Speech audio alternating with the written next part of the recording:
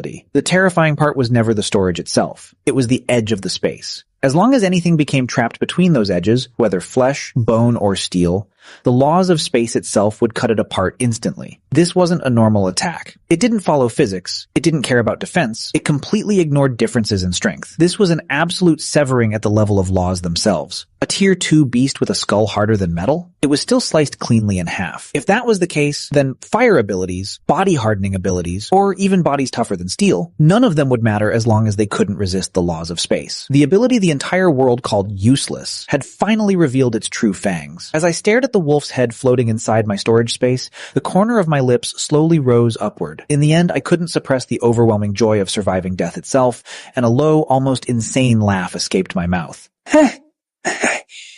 My laughter echoed through the rain-soaked alley, carrying the madness of someone who had crawled back from the edge of death. But mixed within it was also the terrifying calmness of someone who had finally seen fate's hidden trump card. Still, I quickly forced myself to calm down because the most important thing right now wasn't celebrating. It was money. Enduring the unbearable pain tearing through my body, I used a cheap folding knife and the little knowledge I had learned while helping black market workers process beast materials to cut open the shadow wolf's chest. It didn't take long before I found it beside the creature's heart. A dark blue crystal the size of a fist glowing faintly in the darkness. A complete tier 2 shadow beast, crystal core. Selling something like this through official channels required a license, but in the underground black market, this thing was harder than cash itself. At the absolute lowest estimate, that crystal core was worth at least 3,000 star coins. 3,000, enough to pay for my sister's medicine, and there would still be money left afterward. I immediately stored the crystal core inside my storage space before quickly cleaning the scene. I dragged the wolf's corpse into a hidden corner deep behind the alley and scattered chunks of flesh around to make it look like the remains of a gang fight or an attack by another beast. Then I simply abandoned it there. After that, I removed my filthy school uniform and threw it straight into a trash bin filled with dirty water. That uniform represented the old me, the obedient and powerless student who still believed in rules. From this moment onward, that version of me no longer existed. I searched through the garbage nearby and found a loose black trench coat with a hood. Then I used the last few coins in my pocket to buy the cheapest white plastic mask from a roadside stall. A creepy, frozen smile was painted across its face. I pulled up the hood and slowly put on the mask. When I looked at my reflection in the cracked glass nearby, an entirely different person stared back at me. From now on, there was no longer a student named Lin An in this world. The only thing left was a scavenger wandering through the night and the shadows. I gave myself a new code name, Zero, a name symbolizing nothingness, and also the beginning of everything. Half an hour later, I arrived at the largest underground trading center in Jiangcheng City, the Black Gold Market. Its entrance was hidden deep inside an abandoned underground parking lot. Two massive men stood guard at the entrance, and the bulges beneath their jackets clearly showed hidden weapons strapped to their waists. The moment they saw me wearing a cracked smiling mask and a torn trench coat, they immediately treated me like some rookie easy to bully. "Hey, stop right there," the man with a scar across his face growled, while looking me up and down. "Where'd this brat come from?" Wearing some broken mask trying to act tough. The bald one beside him was even more direct. He stretched out his arm to block my path. "You want to enter? Pay 100 star coins first. Search fee." I stopped walking. I didn't say a single word. I simply looked at them calmly, and in the end my eyes settled on the gun hanging from the scarred man's waist. Less than 1 meter away. Perfect. Seeing that I remained silent, the scarred man reached for his weapon. But before he could even pull it out, my mind directly focused on the middle of the gun. Open. Edge. Cover the weapon with space. Close. Clang. Half of the gun fell directly onto the ground. The cut was horrifyingly smooth, like polished glass. Both men froze instantly. The scarred man slowly looked down at the half of the gun still in his hand, then at the severed metal lying on the floor. A cold chill crawled up his spine. They hadn't even seen what I did. All they saw was a weapon made from special alloy suddenly sliced apart by something invisible. And in this world, the unknown was always more terrifying than raw strength. The bald man immediately pulled back his hand and forced out a nervous smile. "But please go ahead." I didn't even spare them another glance before walking straight into the underground world where laws didn't exist and only interests mattered. The inside of the Black Gold Market was even larger and more chaotic than outside. The air smelled like oil, cheap alcohol, and ozone. Neon lights painted everyone's faces, half in light and half in darkness. Mercenaries wearing exoskeleton armor walked around openly. Black market doctors sold forbidden drugs at hidden stalls, while hackers in dark corners exchanged information and wanted lists. I didn't waste any time and headed directly toward the most luxurious 3-story building in the center of the market, the Black Gold Merchant Guild. Behind the counter sat a fat manager weighing nearly 100 kilos, polishing a gemstone while barely raising his head. "What are you selling?" he asked lazily. I didn't answer. I simply stretched out my hand above the counter and with a single thought, Bang! The fist-sized crystal core glowing with swirling dark blue light slammed heavily onto the table. The fat manager froze. Slowly he raised his head and greed instantly flashed through his eyes. But he was experienced enough to survive in the black market. The shock on his face lasted less than half a second before turning into deliberate contempt. He picked up the crystal core, pretended to inspect it carefully, then casually tossed it back onto the counter. Average quality, he said coldly. The energy inside is unstable. Barely tier 2. 100,000. Sell it somewhere else if you want. At that point, it wasn't even bargaining anymore. It was practically robbery right in front of my face. But I didn't get angry, and I didn't argue either. I simply let out a cold laugh, raised my hand, and returned the crystal core back into my storage space before turning around to leave. The fat manager panicked immediately. Real fools who didn't know market prices would desperately argue. Someone who simply turned away without hesitation meant they understood the value better than he did. Wait, he called out quickly. We can still negotiate the price. I kept walking without stopping. 250,000, he shouted nervously. I can't go any higher than that. Only then did I stop and slightly turn my head back toward him. Under the dim lights, the smiling mask on my face looked strangely terrifying. 300,000, I said coldly. Transfer it to an anonymous black card. The fat manager's face twitched violently. In the end, he gritted his teeth and agreed.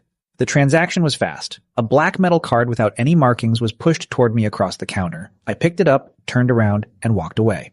But the moment I stepped out of the guild building, the smile disappeared from the fat manager's face completely. He silently gestured toward a muscular man drinking in the corner. The man grinned viciously, then stood up alongside 4 tattooed hitmen and quietly followed after me. From the very beginning, I had already noticed the 5 tails following behind me, but more importantly, while walking through the market, I had also been experimenting with a new application for my ability. I picked up a small rock from the ground and with a single step stored it inside my space. Then, during my next step, I released it from the front of the storage space. The result was instant. The rock shot forward like a bullet while carrying all the kinetic energy from my movement. At that moment, I realized something terrifying. My storage space couldn't just cut things apart. It could also store and release kinetic energy. Because of that discovery, a far more efficient counterattack immediately formed inside my mind.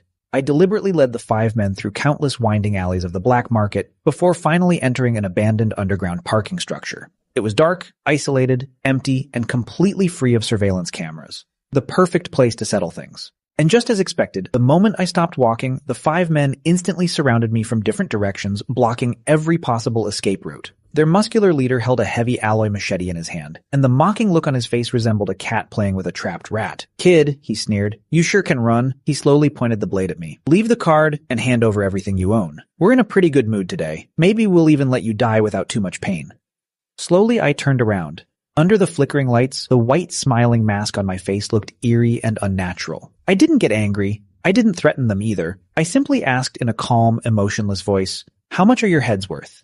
The muscular man froze for a second. Then his face twisted with rage. Gripping the machete with both hands, he swung it downward at my forehead with all his strength. The blade sliced through the air with a violent howl. If it hit an ordinary person, the strike would split them from head to chest instantly. But instead of retreating, I stepped forward directly into the attack. Before the blade could even reach me, the edge of my space had already passed through it.